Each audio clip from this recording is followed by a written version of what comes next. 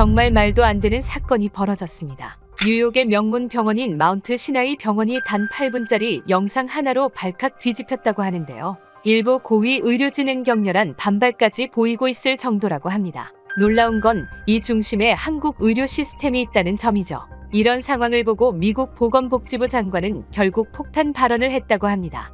To be open-minded and be widely read. And the United States Military Academy is a university. 대체 무슨 일이 있었던 걸까요? 안녕하세요. 저는 토마스 밀러라고 합니다. 하버드 출신으로 현재 뉴욕의 최고 병원인 마운트 사나이 병원에 재직 중이죠. 오늘은 제 인생을 완전히 뒤엎은 그날의 이야기를 꺼내보려 합니다. 그날의 이사회가 평소와 다를 것이라고 전혀 예상하지 못했습니다. 평소와 같이 진행되는 원래 회의에서 이사장이 예산 안건을 논의하던 중이었죠. 그때 회의실 문이 조용히 열렸어요. 사라 존슨, 우리 병원의 수간호사가 조심스럽게 들어왔습니다. 평소 침착한 사라의 표정이 이상하게 긴장되어 있었죠. 죄송합니다, 이사장님. 잠시 시간을 주실 수 있을까요? 여러분께 보여드려야 할 것이 있습니다. 사라가 태블릿을 들고 다가왔습니다. 그녀의 얼굴에서는 평소에 볼 수 없던 긴장감이 느껴졌어요. 이사장이 고개를 끄덕이자 사라는 회의실 벽면에 대형 모니터로 화면을 연결했습니다.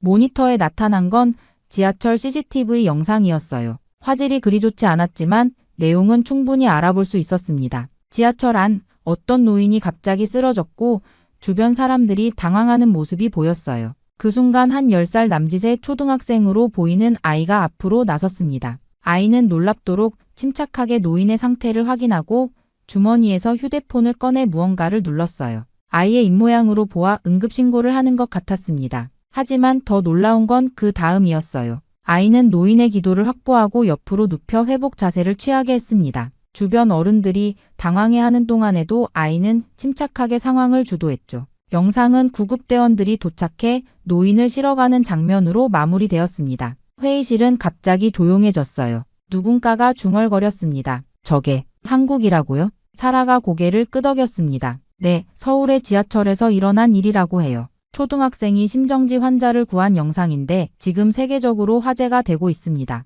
그 순간 부원장인 이튼 클라크 박사가 비웃는 듯한 표정으로 말했습니다. 한국, 싸구려 의료의 동양적 감성만 가득한 나라일 뿐입니다. 이상한 미신에 기대어 사람을 치료하는 나라 아닙니까? 영상 하나에 들썩이는 건 의료기관으로서 창피한 일이죠. 이튼은 커피잔을 내려놓으며 계속해서 말을 이었어요. 저는 국제의료 컨퍼런스에서 한국 의사들을 만나본 적이 있습니다. 서양의학을 그대로 베껴놓고는 마치 자기들이 혁신을 일으킨 양 행동하더군요. 그들의 의료 시스템은 겉모양만 번지르르 할 뿐 실제 임상 경험이나 연구 수준은 우리와 비교도 안 됩니다. 초등학생 하나가 응급처치를 했다고 해서 의료 선진국이라니 웃기는 소리죠. 물론 저는 이튼의 이런 태도에 놀라지 않았어요. 항상 타 문화에 대해 편협한 시각을 가진 사람이었거든요. 그의 눈에는 미국 외의 의료 시스템은 모두 열등하게 보였으니까요. 하지만 그의 말과는 달리 회의실 안의 분위기가 심상치 않게 느껴졌습니다.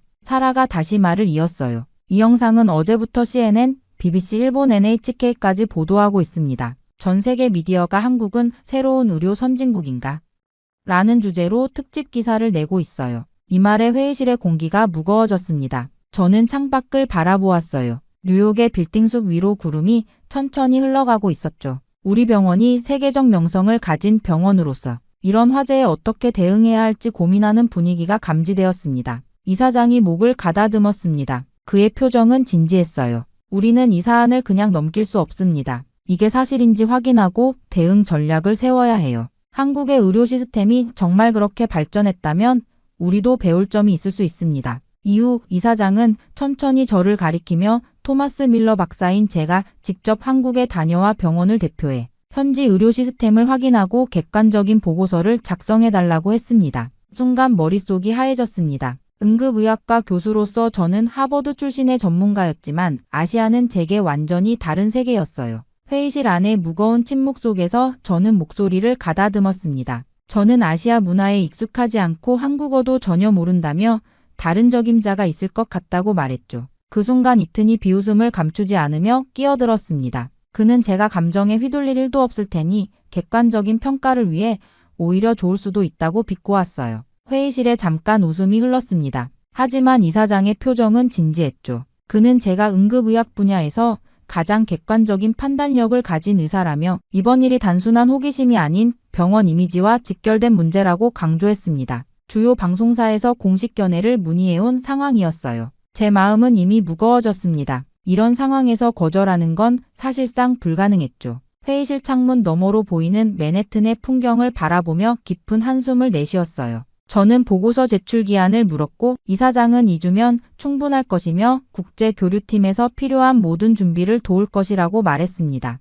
회의가 끝나고 사무실로 돌아온 저는 즉시 컴퓨터를 켰습니다. 바탕화면에 한국 의료 현실 점검이라는 제목의 새 파일을 만들었어요. 진료 속도, 검사 정확성, 환자 응대 태도, 시스템, 효율성, 비용 등 체크해야 할 항목들을 하나씩 적어 내려갔습니다. 저는 타이핑을 멈추고 모니터를 응시했어요. 솔직히 말하면 한국의 의료 시스템이 미국과 비교해 어떨지 별로 기대가 없었습니다. 영상 하나로 세계가 열광하는 건 그저 일시적인 현상일 뿐이라고 생각했죠. 문득 노크 소리가 들렸습니다. 고개를 들자 이튼이 문간에 서 있었어요. 그는 제게 영상 하나에 감동하지 말고 데이터를 가져오라는 비아냥을 던졌습니다. 그의 표정에는 여전히 비웃음이 가득했죠. 그가 떠난 후에도 그의 말이 귓가에 맴돌았어요. 저는 창밖으로 시선을 돌렸습니다. 수많은 환자들이 우리 병원을 드나드는 모습이 보였어요. 그들은 모두 세계 최고의 의료 서비스를 받기 위해 이곳을 찾은 사람들이었습니다. 과연 한국의 의료 시스템이 우리와 비교할 만한 수준일까 의구심을 품으며 저는 서랍에서 여권을 꺼냈습니다. 한국행 출장이 확정된 것을 실감하는 순간이었어요. 이후 한국행 비행기 안 저는 창가에 자리를 잡고 앉았습니다. 뉴욕 JFK 공항에서 인천까지 14시간이라는 긴 여정이 시작되었어요.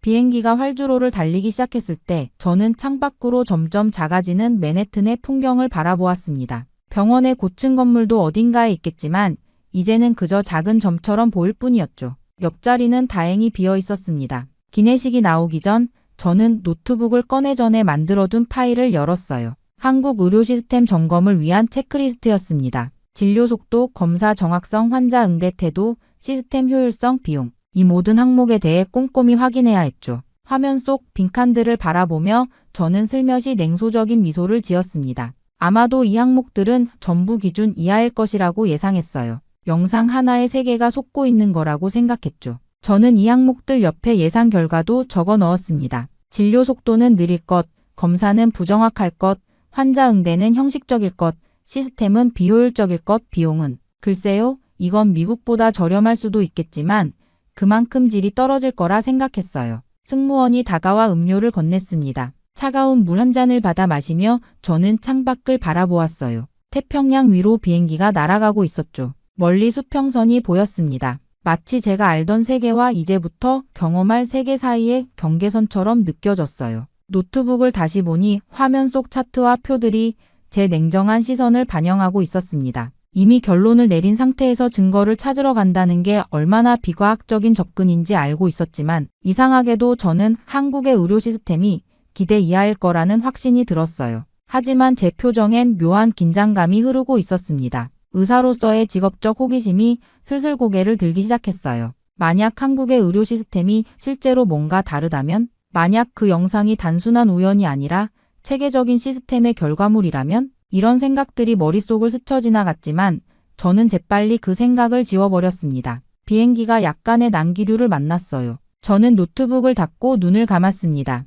피로가 밀려왔죠. 뉴욕에서의 바쁜 준비 과정과 갑작스러운 출장 결정으로 충분한 휴식을 취하지 못했어요. 졸음이 찾아왔지만 잠들기 전 마지막으로 떠오른 생각은 이튼의 비웃는 얼굴이었습니다. 그의 냉소적인 태도가 제 마음속에도 똑같이 자리 잡고 있었어요. 눈을 감으니 지하철에서 쓰러진 노인을 구하는 초등학생의 모습이 떠올랐습니다. 영상 속 그 아이의 침착함과 정확한 행동. 과연 그게 우연일까? 아니면 체계적인 교육의 결과일까? 이 의문을 품은 채 저는 서서히 잠에 빠져들었어요. 그렇게 한국에 도착해 호텔에서 나온 저는 곧바로 지도 앱을 확인하며 주변 병원들을 살펴보았어요. 객관적인 평가를 위해 무작위로 병원을 선택하기로 했습니다. 10분 거리에 있는 대학병원이 눈에 들어왔죠. 이름을 메모하고 택시를 잡아탔습니다. 저기 병원으로 가주세요. 택시기사는 고개를 끄덕였어요. 차창 밖으로 서울의 풍경이 빠르게 지나갔습니다. 뉴욕과는 다른 도시의 리듬이 느껴졌어요.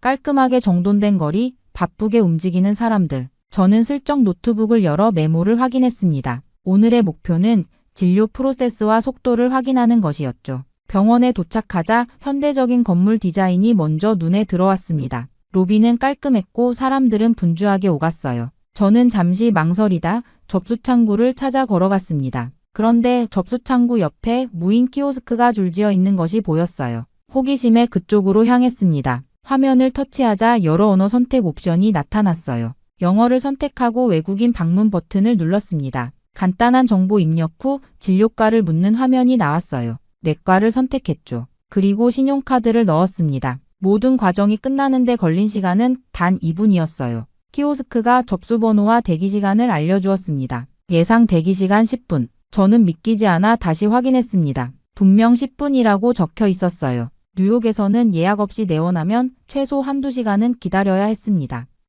잠시 대기실에 앉아 주변을 관찰했어요. 환자들은 대부분 스마트폰으로 뭔가를 보고 있었습니다. 전광판에는 대기번호와 진료실이 실시간으로 업데이트되고 있었죠. 정확히 9분 후 제 번호가 호출되었습니다. 간호사가 안내해준 진료실로 들어갔어요. 의사는 컴퓨터 화면을 보다가 저를 향해 고개를 돌렸습니다. 그는 영어로 정중하게 인사했어요. 안녕하세요. 불편하신 점 있으세요? 말씀 편하게 하세요. 저는 연구 목적으로 방문했다고 솔직하게 말했습니다. 의사는 흥미롭다는 표정을 지으며 기꺼이 설명을 해주겠다고 했어요. 그가 자신의 모니터를 제게 보여주었습니다. 전자의무기록 시스템이었죠. 환자 정보, 검사 결과, 약물 알레르기, 과거 진료 기록이 한눈에 들어왔어요. 우리는 모든 병원과 실시간으로 정보를 공유합니다. 환자가 다른 병원에 가도 의료 기록이 그대로 이어지죠. 이 말을 들은 저는 잠시 할 말을 잃었습니다. 미국에서는 병원마다 다른 시스템을 사용해 정보 공유가 어려웠거든요. 게다가 의사의 태도도 놀라웠습니다. 환자를 마주보고 충분한 설명을 해주는 모습은 미국의 바쁜 의사들에게서 점점 찾아보기 힘든 광경이었어요. 진료실을 나오며 저는 혼잣말처럼 중얼거렸습니다. 이건 그냥 예외적인 병원이겠지. 결국 다음날 아침 저는 다른 병원을 방문하기로 했습니다. 첫날의 경험이 단순한 우연일 수도 있다고 생각했거든요. 이번에는 정형외과 환자의 진료 과정을 따라가 보기로 결심했습니다. 강남의 또 다른 대학병원을 선택했어요. 제 신분을 밝히고 연구 목적으로 관찰하고 싶다고 요청했더니 병원 측에서 흔쾌히 허락해 주었습니다. 정형외과 외래에서 만난 환자는 50대 중반의 남성이었어요. 그는 무릎 통증으로 내원했다고 했습니다. 의사가 간단한 문진과 신체 검사를 마친 후 MRI 검사를 지시했습니다. 저는 미국에서의 경험을 떠올렸어요. 이런 검사를 받으려면 보통 예약을 하고 며칠을 기다려야 했죠. 하지만 놀랍게도 환자는 바로 MRI실로 안내되었습니다. 제가 간호사에게 의아한 표정을 지어 보이자 그녀가 설명해 주었어요. 응급 상황이 아니면 대기 시간이 약 15분에서 30분 정도예요. 오늘은 환자가 많지 않아 바로 검사 가능합니다. 저는 환자를 따라 검사실로 이동했습니다. MRI 검사가 끝나고 환자는 체열실로 향했어요. 피검사 역시 대기 없이 바로 진행되었습니다. 그리고 놀랍게도 약 20분 후 환자는 다시 진료실에서 의사와 결과를 확인하고 있었어요. 미국에서는 최소 2주에서 3주 걸리는 프로세스가 이곳에서는 30분 만에 마무리되고 있었습니다. 저는 이 상황이 믿기지 않아 제 시계를 여러 번 확인했어요. 분명 30분이 조금 넘는 시간이 흘렀을 뿐이었습니다. 더 놀라운 것은 그 다음이었어요. 환자가 수납 창구로 향했습니다. 제가 허락을 받아 계산서를 살펴볼 수 있었습니다. 진료비, MRI, 피검사, 처방약까지 포함된 총액이 눈앞에 있었어요. 총합 47,800원. 화폐 단위가 달라 잠시 혼란스러웠습니다. 계산기를 꺼내 환율을 적용해 보니 약 35달러였어요. 저는 말문이 막혔습니다. 미국에서 같은 검사를 받았다면 보험 없이는 수천 달러를 내야 했을 텐데 말이죠. 실수 아닌가요? 뭐가 빠진 거 아닌가요? 저도 모르게 직원에게 물었습니다. 그녀는 미소를 지으며 답했어요. 아니요, 보험 없으셔도 이 정도 나옵니다. 외국인이시라 조금 더 비싼 편이긴 해요. 저는 계산서를 다시 한번 자세히 살펴보았습니다. MRI 검사가 가장 비싼 항목이었지만 그조차도 미국 가격의 10분의 1도 안 되는 금액이었어요. 어떻게 이런 가격이 가능한지 이해할 수 없었습니다. 병원 로비에 앉아 노트북을 열고 메모를 시작했어요. 진단 속도와 비용 항목에 큰 별표를 그려 넣었습니다. 그리고 메모했죠. 믿기 힘들 정도로 빠르고 저렴함. 추가 확인 필요. 호텔로 돌아가는 길 택시 안에서 저는 계속해서 이 상황을 곱씹었습니다. 처음에는 한국의 의료 시스템이 기준 이하일 것이라고 확신했는데 이제는 제 모든 예상이 빗나가고 있었어요. 이튼의 말이 떠올랐습니다. 대충 영상 하나 보고 감동하고 오진 마. 그렇게 사흘째 되는 날 저는 한국의 의료 시스템을 좀 더 깊이 이해하기 위해 대형 종합병원을 방문했습니다. 오후 퇴근 시간이 가까워지고 있었어요. 병원 로비는 여전히 사람들로 붐볐지만 질서정연한 모습이 인상적이었습니다. 저는 복도를 따라 천천히 걸으며 환자와 의료진의 상호작용을 관찰했어요. 복도 끝에서 한 장면이 제 눈에 들어왔습니다. 간호사 한 명이 거동이 불편한 노인 환자에게 다가가 담요를 덮어주고 있었어요. 그 모습은 단순한 직무 이상의 것을 담고 있었습니다. 간호사는 환자의 손을 잡고 부드럽게 이야기를 나누었어요. 그리고 옆에 있던 보호자에게 따뜻한 물을 건네며 말했습니다. 오늘 많이 긴장하셨죠? 괜찮으실 거예요. 그 말에는 진심 어린 위로가 담겨 있었어요. 저는 잠시 멈춰 그 장면을 지켜보았습니다. 미국의 병원에서도 이런 모습을 볼 수 있지만 이곳에서는 그것이 특별한 경우가 아닌 일상적인 모습으로 느껴졌어요. 간호사의 행동에는 시간에 쫓기는 느낌이 없었습니다.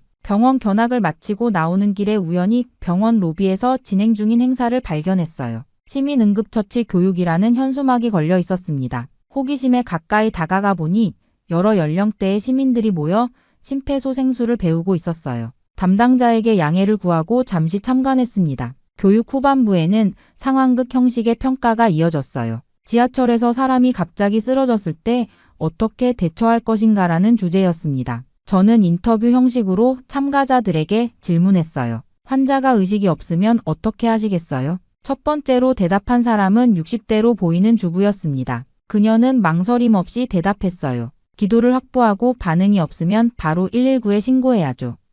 그리고 주변에 AED가 있는지 확인합니다. 다음은 교복을 입은 고등학생이었습니다. 그 아이의 답변은 더욱 놀라웠어요. 119에 전화하면 자동으로 위치가 전송돼요. 그리고 도착할 때까지 가슴 압박을 30대의 비율로 계속해야 합니다. 저는 계속해서 다른 참가자들에게도 물었습니다. 응급 상황 시 AED 사용법을 아는지, 심폐소생술의 정확한 방법을 알고 있는지 등을 질문했어요. 놀랍게도 대부분의 사람들이 정확한 지식을 갖고 있었습니다. AED요? 네, 요즘엔 공공장소마다 다 있잖아요. 음성 안내를 따라하면 됩니다. 그 말을 들은 저는 충격을 받았습니다. 제가 하버드에서 가르치는 의대생들도 종종 헷갈려하는 응급처치법을 이곳의 일반 시민들이 정확히 알고 있었어요. 아이에서 노인까지 다양한 연령층의 시민들이 기본적인 의료 지식을 갖추고 있다는 사실이 놀라웠습니다. 호텔로 돌아와 노트북을 켰어요. 보고서에 새로운 항목을 추가했습니다. 국민 대비도 국민 전체가 의료 현장에 참여할 준비가 되어 있다. 그 순간 저는 무엇을 놓치고 있었는지 깨달았습니다. 의료는 단순히 건물과 장비로만 완성되는 것이 아니었어요. 그것은 사회 전체가 함께 만들어가는 문화였습니다. 초등학생이 지하철에서 노인을 구했던 그 영상은 우연이 아니었어요. 체계적인 교육과 사회적 인식이 만들어낸 결과물이었습니다. 그렇게 제 보고서는 병원 내부에서만 머물지 않았습니다. 이사장의 허락으로 보고서의 주요 내용이 의학저널에 발표되었고 이것이 의료계에 파문을 일으켰어요. 처음에는 의구심 어린 반응이 대부분이었지만 곧 다른 미국 병원들에서도 한국 의료 시스템에 관심을 보이기 시작했습니다. 보고서 발표 후 한 달 만에 제게 강연 요청이 쇄도했어요. 하버드 의대, 존스 홉킨스, 스탠포드 의료원, 유명 의료기관들이 한국 의료 시스템에 대한 제 견해를 듣고 싶어 했습니다. 저는 객관적 사실과 데이터를 바탕으로 제가 경험한 것들을 공유했어요. 그로부터 3개월 후 세계보건기구에서 특별보고서가 발표되었습니다. 한국 의료 시스템 케이스 스터디라는 제목이었어요. 유엔과 세계보건기구는 한국 의료 시스템을 공식적인 연구 대상으로 지정했습니다. 그들은 특히 효율적인 의료 전달 체계와 비용 효율성에 주목했어요. 미국 내 여러 병원들도 변화하기 시작했습니다. 마운트 시나이 병원을 시작으로 대형 의료기관들이 한국식 모델 도입을 위한 태스크포스를 구성했어요. 이튼조차 한국을 방문한 후 태도가 완전히 바뀌었습니다. 그는 병원 시스템 개선 프로젝트의 책임자가 되었죠. 세계 의료계에서 한국 의료는 하나의 키워드가 되었습니다. 언론에서는 이를 한국 의료라 부르기 시작했어요. 놀라운 것은 한국의 의료진들이 이 관심에 대해 보이는 태도였습니다. 그들은 과도한 자부심이나 우월감 없이 자신들의 시스템을 더 발전시키는데 집중하고 있었어요. 보고서 발표 1년 후 저는 텍사스 오스틴에서 열린 세계 의료 컨퍼런스의 연사로 초청받았습니다. 강연장에는 전 세계에서 온 의료 전문가들로 가득 찼어요.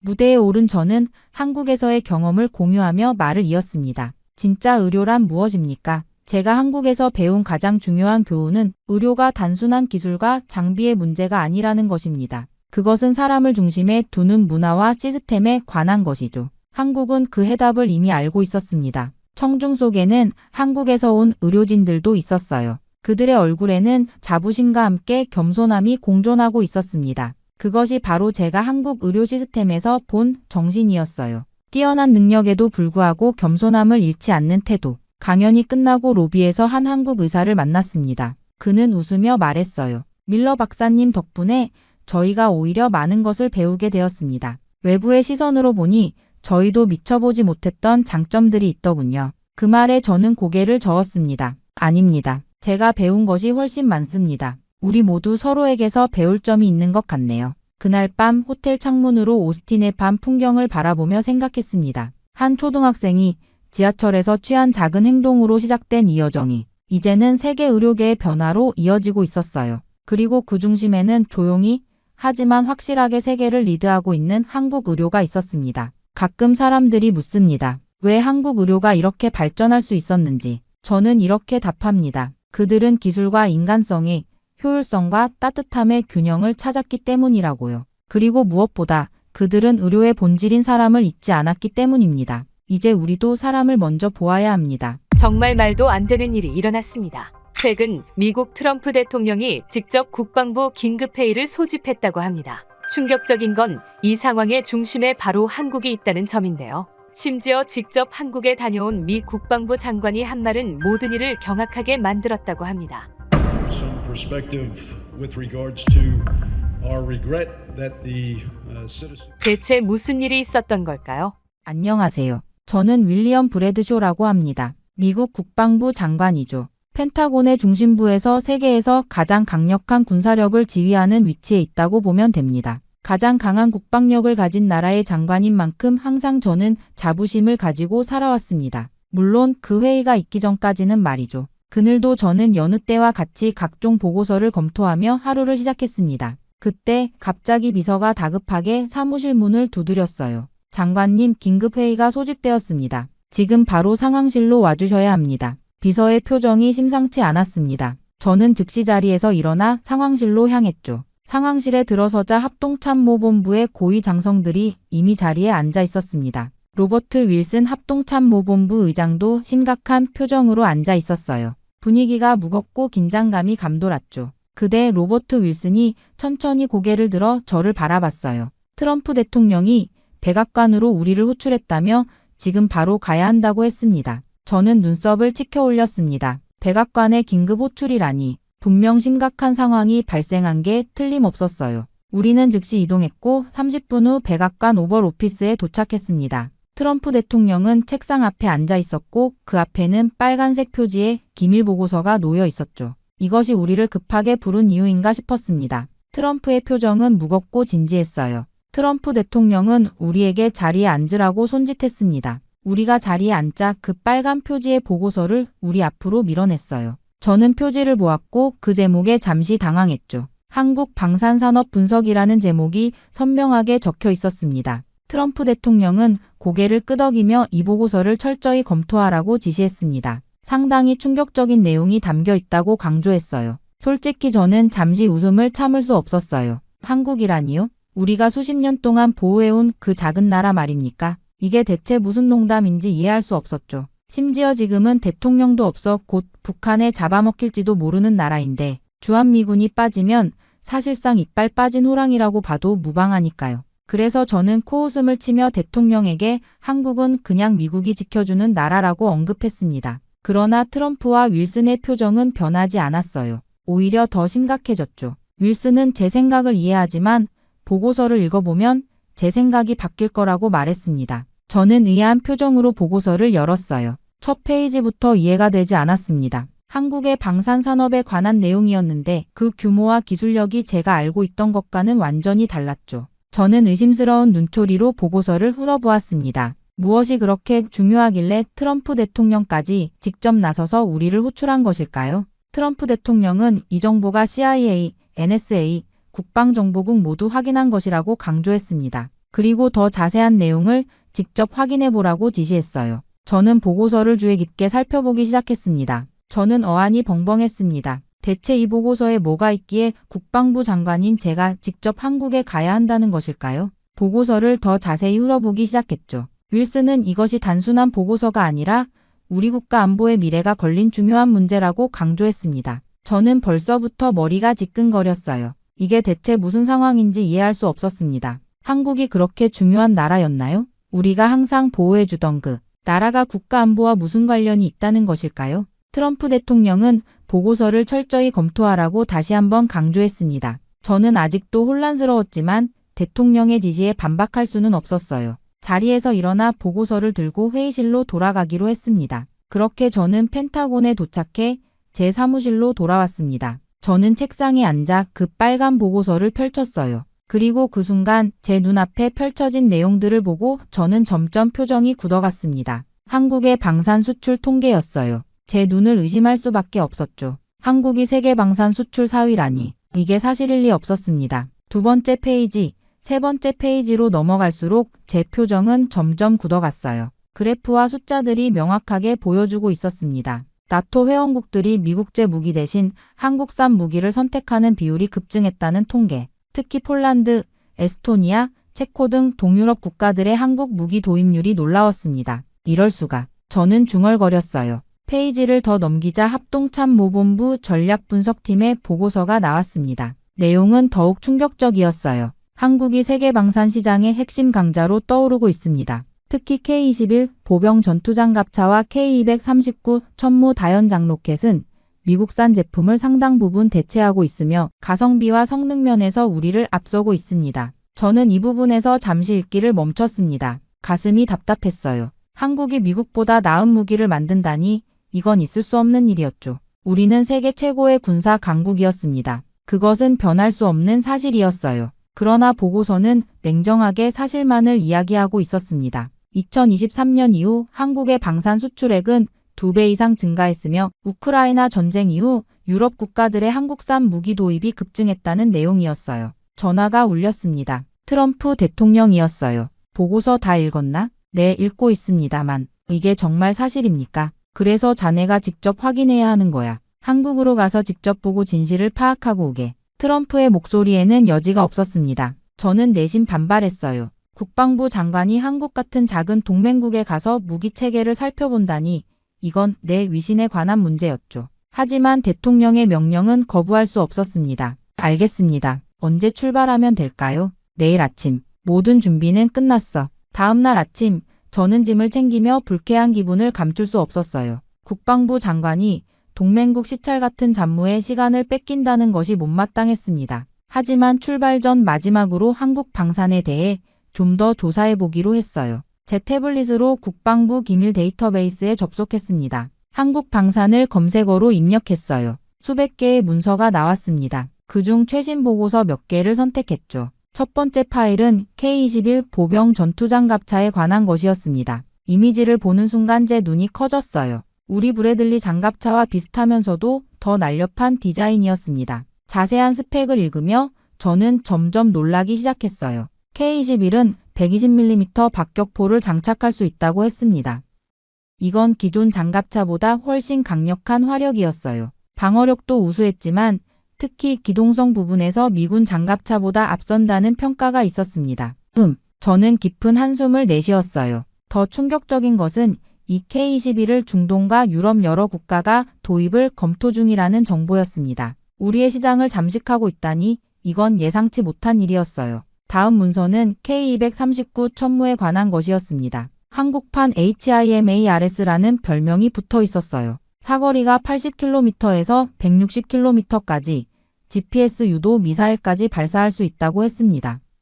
스크롤을 내리자 폴란드가 대량으로 도입 중이라는 내용이 나왔어요. 미국 HIMARS에 비해 발사 속도가 빠르고 명중률이 높다는 평가도 있었습니다. 심지어 일부 군사 전문가들은 미래 전장에서 천무가 HIMARS보다 더 효율적일 수 있다고 평가했어요. 저는 태블릿을 내려놓았습니다. 머리가 복잡했어요. 말도 안 돼. 한국이 이런 무기를 독자 개발했다고? 저는 창밖을 바라보며 생각에 잠겼습니다. 지금까지 한국은 그저 미국의 보호를 받는 작은 동맹국이라고 생각해왔어요. 미국의 군사기술력을 배워 따라오는 수준이라 여겼죠. 그런데 이제는 우리와 경쟁하고 심지어 일부 분야에서는 우리를 앞지르고 있다니. 제 기존의 세계관이 완전히 흔들리기 시작했습니다. 이제 한국이 단순한 동맹국이 아니라 경쟁자로 바뀌는 걸까요? 아니면 트럼프 대통령이 말한 것처럼 우리가 알지 못했던 중요한 파트너일까요? 비서가 문을 두드렸습니다. 장관님, 차량이 준비됐습니다.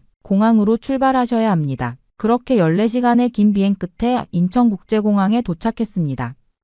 피로감이 몰려왔지만 한국에서 무엇을 보게 될지 궁금증도 커졌어요. 비행기에서 내리자마자 첫 번째 놀라움이 찾아왔습니다. 출입국 심사대에 줄을 서려는데 경호원이 저를 VIP 통로로 안내했어요. 그런데 일반적인 출입국 심사대가 아니었습니다. 얼굴 인식 시스템이 자동으로 제 신원을 확인했어요. 여권을 보여줄 필요도 없었습니다. 저는 놀라서 경호원에게 이게 무엇인지 물었습니다. 경호원은 한국에서 이미 몇 년 전부터 도입된 얼굴 인식 출입국 심사 시스템이라고 설명했어요. 저는 눈썹을 치켜 올렸습니다. 미국에서도 일부 공항에서 테스트 중이긴 했지만 이렇게 완벽하게 통합된 시스템은 처음 봤어요. 출입국 심사를 마치고 나오자 또 다른 놀라움이 기다리고 있었습니다. 은빛 로봇이 제 이름을 부르며 수화물 수치대로 안내해드리겠다고 했어요. AI 안내 로봇이었습니다. 자연스러운 영어 억양과 부드러운 움직임에 한 번 더 놀랐어요. 로봇을 따라가며 주변을 둘러보니 공항 곳곳에 자동화 시스템이 가득했습니다. 청소 로봇, 무인 카페, 자동 운반 카트, 모든 것이 사람의 개입 없이 움직이고 있었어요. 수화물을 찾은 후 공항 밖으로 나가자 또 다른 충격이 기다리고 있었습니다. 도로 위를 달리는 차들은 대부분 전기차나 수소차였어요. 미국에서도 전기차가 늘고 있지만 이 정도로 일반화된 곳은 없었습니다. 한 남자가 저를 향해 손을 흔들었습니다. 키가 크고 단정한 군인의 자세를 갖춘 사람이었어요. 그는 김석진 대령이라고 자신을 소개했습니다. 한국 국방부에서 왔다고 했죠. 유창한 영어로 말하는 그와 악수를 나누며 고개를 끄덕였습니다. 김석진 대령은 서울까지 함께 이동하며 간략한 브리핑을 해주겠다고 했어요. 김석진 대령이 안내한 차량은 또 다른 놀라움이었습니다. 운전자가 없는 AI 자율주행 차량이었어요. 우리는 뒷좌석에 앉았고 차는 자동으로 움직이기 시작했습니다. 저는 미국에서도 자율주행 차량이 있지만 이렇게 일반적으로 사용되는 건 아니라며 놀라움을 표현했어요. 김석진 대령은 한국이 세계에서 가장 높은 자율주행 차량 보급률을 자랑하며 특히 공공 영역에서는 거의 100%에 가깝다고 설명했습니다. 차량이 고속도로에 진입하며 김석진 대령은 태블릿을 꺼내 한국 방산 현황에 대한 간략한 브리핑을 시작했습니다. 그러나 저는 브리핑보다 창밖의 풍경에 더 집중하고 있었어요. 미래 도시 같은 서울의 모습, 고층 빌딩들 사이로 보이는 첨단 교통 시스템, 곳곳에 보이는 로봇과 드론들. 이것이 정말 우리가 70년 동안 보호해왔다고 생각한 그 한국인가. 김석진 대령은 곧 국방부에 도착할 것이며 그곳에서 더 자세한 브리핑이 준비되어 있다고 알려주었습니다. 저는 고개를 끄덕였지만 머릿속은 이미 혼란으로 가득 찼습니다. 그렇게 서울 시내를 지나 마침내 용산의 국방부 청사에 도착했습니다. 현대적인 건물 디자인과 첨단 보안 시스템이 눈에 띄었어요. 미국 펜타곤과는 다른 분위기였습니다. 더 밝고 더 투명하고 더 미래지향적인 느낌이었죠. 김석진 대령의 안내를 받아 우리는 지하 2층의 특별 브리핑룸으로 향했습니다. 문이 열리자 눈앞에 펼쳐진 광경에 또 한 번 놀랐어요. 원형 테이블 주변으로 한국군 장성들이 자리하고 있었고 테이블 중앙에서는 푸른빛의 3D 홀로그램이 떠다니고 있었습니다. 저는 자리에 앉았고 한국 국방부 고위 관계자가 인사말과 함께 브리핑을 시작했습니다. 그 순간 테이블 위에 홀로그램이 변화하기 시작했어요. K-21 보병 전투장갑차의 상세한 3D 모델이 공중에 떠올랐습니다.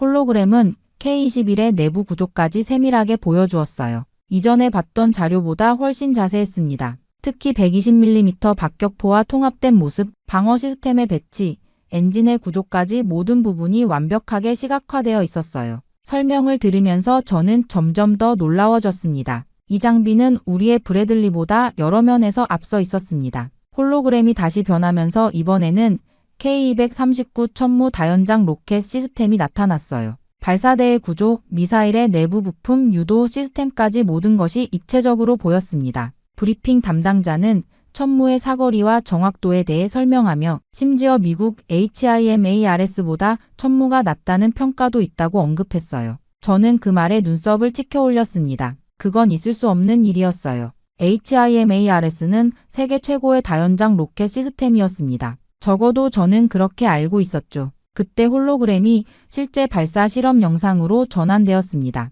K239 천무가 연속으로 미사일을 발사하는 장면이었어요. 그리고 이어서 그 미사일들이 수백 킬로미터 떨어진 표적들을 정확하게 타격하는 장면이 나왔습니다. 놀라운 정확도였어요. 미사일들은 GPS 유도 시스템을 통해 목표물을 거의 오차 없이 명중시켰습니다. 저는 표정이 굳어졌습니다. 이건 분명 최고 수준의 기술이었어요. 미국의 시스템과 비교해도 전혀 뒤떨어지지 않았습니다. 어떤 면에서는 오히려 앞서 있다는 느낌까지 들었죠. 브리핑은 계속되었고 한국의 다른 첨단 무기 시스템들도 소개되었습니다. 그러나 제 머릿속은 이미 혼란스러웠어요. 이런 기술력이 있었다고? 한국이 대체 어디까지 발전한 거지? 우리는 지금까지 한국을 어떻게 잘못 평가해 왔을까? 몇 시간의 브리핑이 끝난 후 저는 생각에 잠겨 자리에서 일어났습니다. 김석진 대령이 제게 다가와 소감을 물었어요. 저는 솔직하게 대답했습니다. 매우 인상적이라고 예상했던 것보다 훨씬 앞선 기술이라고요.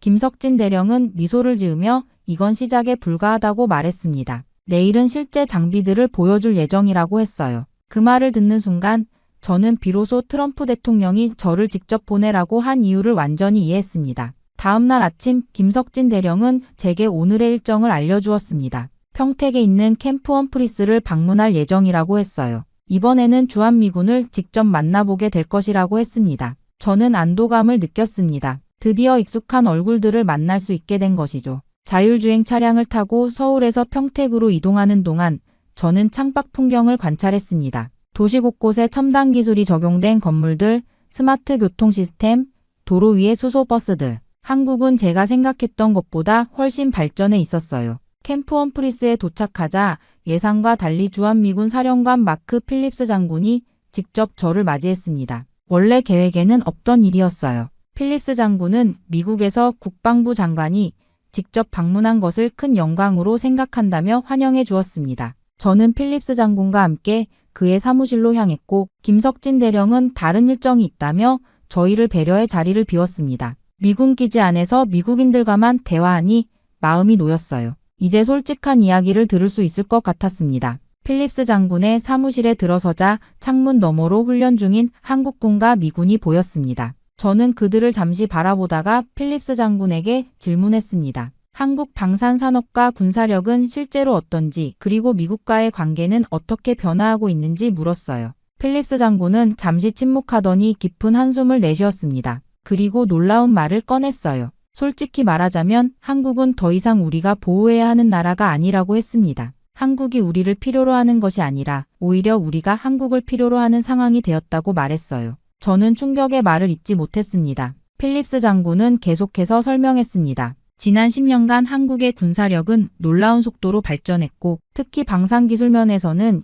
이미 세계 최고 수준에 도달했다고 했어요. 그들은 더 이상 미국의 기술에 의존하지 않고 자체적으로 첨단 무기 시스템을 개발하고 있었습니다. 저는 여전히 믿기 힘들었어요. 필립스 장군이 제 표정을 읽고는 몇몇 미군 장병들을 불러들였습니다. 그들의 이야기를 직접 들어보라는 것이었죠. 첫 번째 장교는 10년 넘게 한국에서 근무한 베테랑이었습니다. 그는 솔직하게 말했어요. 한국군이 우리보다 더 앞선 장비를 갖추고 있다고 했습니다. 특히 드론, AI 통합 시스템, 통신 장비 등에서 미군보다 훨씬 발전된 기술을 사용하고 있다고 했어요. 두 번째 장교는 더 충격적인 말을 했습니다. 한국은 이제 우리 없이도 북한을 충분히 상대할 수 있다고 했어요. 군사력은 물론이고 기술적으로도 북한을 압도하고 있으며 미군의 존재는 이제 실질적인 군사적 필요성보다는 상징적인 의미가 더 크다고 했습니다. 저는 창밖을 바라보았습니다. 한국군 병사들이 최신 장비를 착용하고 훈련하는 모습이 보였어요.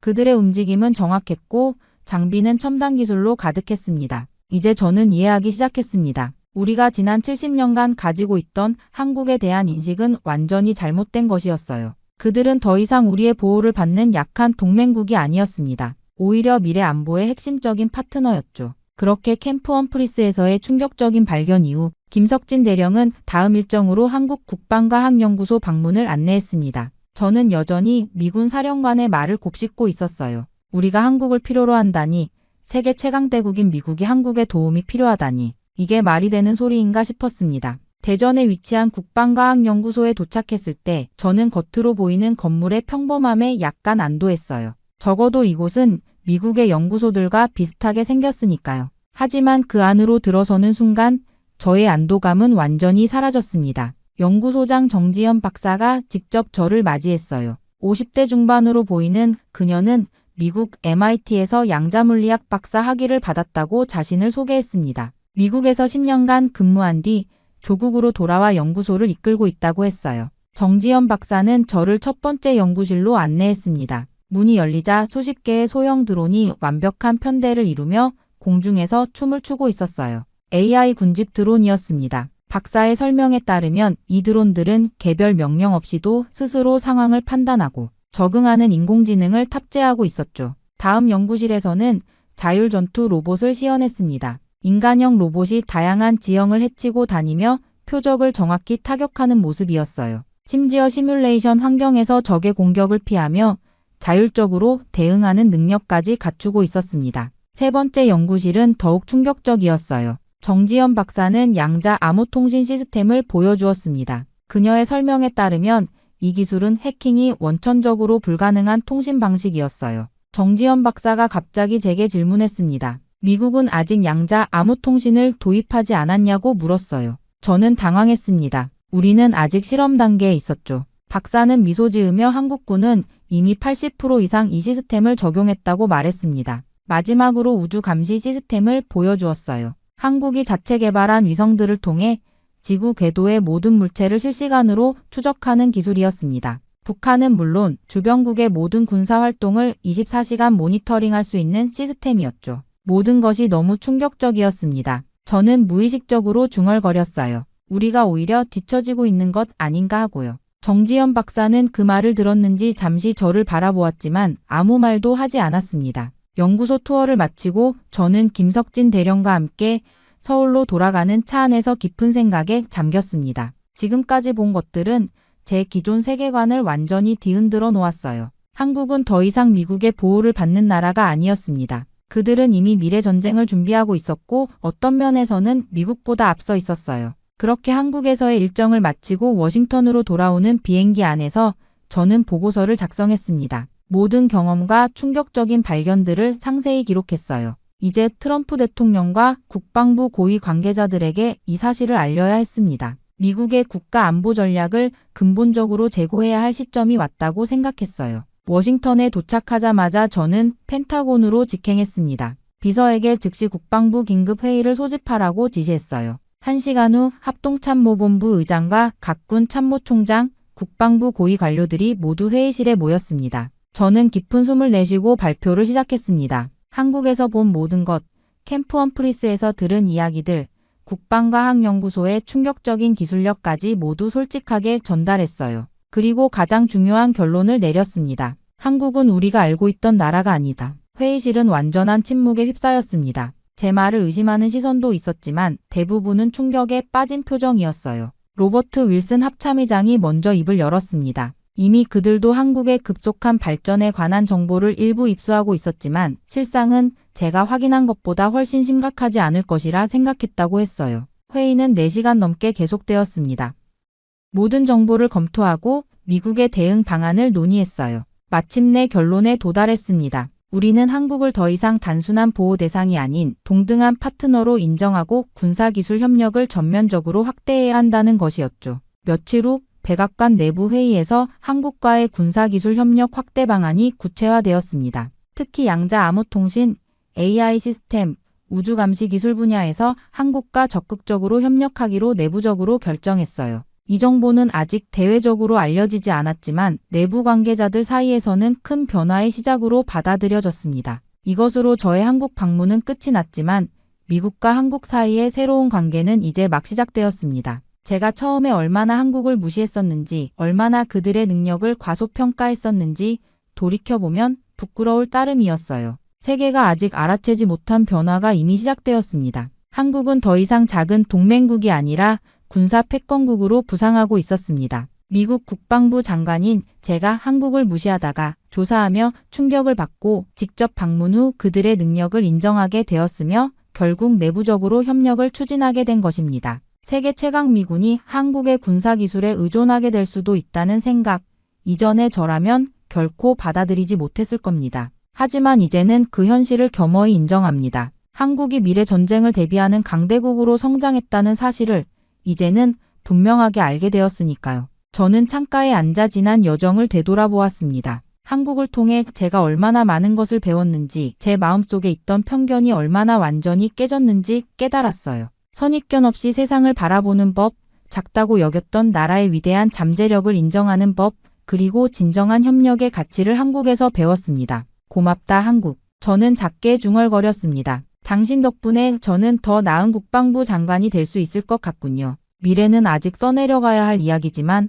한 가지는 확실했습니다. 한국과 미국의 새로운 관계는 세계 질서에 큰 변화를 가져올 것이고 저는 그 변화의 증인이자 일부가 되었다는 사실에 깊은 감사함을 느꼈습니다. 세계 최강 미군이 한국의 군사기술에 의존하게 된 이 상황 반전, 누가 상상이나 했을까요? 한국이 미래 전쟁을 대비하는 초강대국으로 성장했다는 사실을, 그리고 이제 우리는 그들과 함께 새로운 세계 질서를 만들어가게 될 것입니다. 저는 집에 돌아와 창밖을 바라보며 생각했습니다. 세상은 정말 빠르게 변하고 있다고요. 그리고 그 변화의 중심에 한국이 있었던 것입니다.